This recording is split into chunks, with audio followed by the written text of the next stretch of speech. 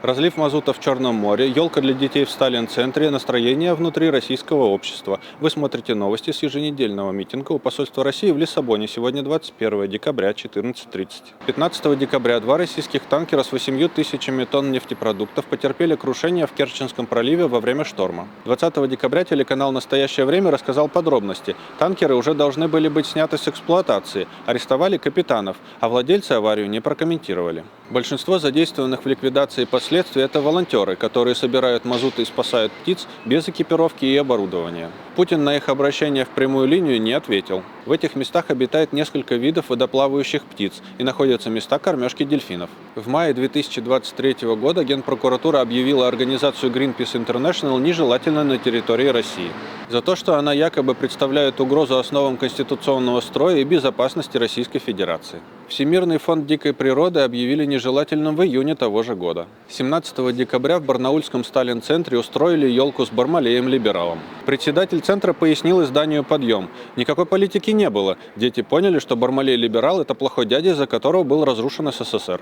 20 декабря, в день работника органов безопасности РФ, между школами оккупированного Донецкой и Челябинской области устроили телемост, на котором школьники прочли стих о пользе ВЧК и ФСБ и спели песню со словами «Пусть ватникам зовут и оккупантам».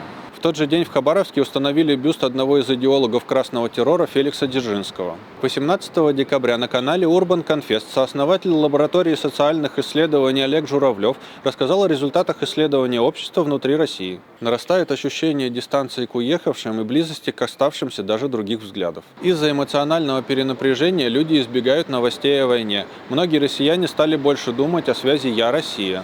Олег отмечает необходимость диалога. Поставь себе другую цель – не переубедить маму, а прообщаться с ней 2 дня, не переубеждая. Больше половины людей за то, чтобы немедленно остановить войну, и их число растет. Многие считают, что война приведет к разрастанию социальных проблем, плодит коллег, и государство не справится. Важно демонстрировать властям неприятие радикального милитаризма, считает Олег. Политолог Аббас Галямов 20 декабря в эфире The Breakfast Show рассказал, что к революции в первую очередь приводит ощущение, что мы идем не туда. Музыканты группы «Каста» на концерте в Париже поддержали активистов ассоциации «Руси Либерте» и сбор на портативные электростанции, запрошенные больницами и школами Украины, которые мы проводим с активистами в других странах. Первая партия уже едет в Запорожье. Присоединяйтесь. Осталось собрать 70 тысяч евро. Поздравляем вас с наступающим католическим Рождеством.